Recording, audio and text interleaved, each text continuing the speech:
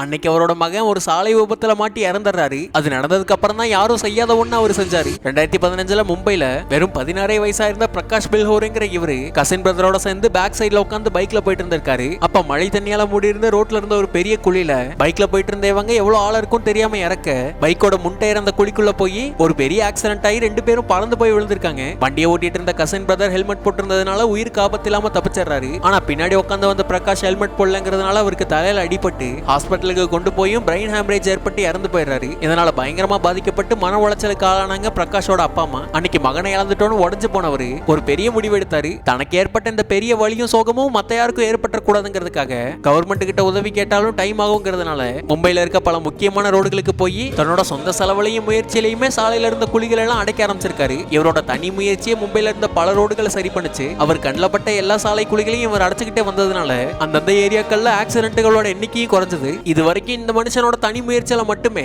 மும்பைல 1500 சாலை குழிகளை அடைச்சிருக்காரு. அவர்கிட்டயே அதை பத்தி கேட்கும்போது சாலையில இருக்க ஒவ்வொரு குழியும் அடைக்கும் போது ஏதோ ஒரு பிரகாஷோட உயிரை நான் காப்பாத்துறதா நினைச்சுக்கிறேன் அப்படின்னு சொன்னதோட மட்டும் இல்லாம இன்னைக்கு வரைக்கும் அவர் சொன்ன மாதிரி மும்பைல இருக்க பல சாலை குழிகளை அடைச்சுக்கிட்டே இருக்காரு.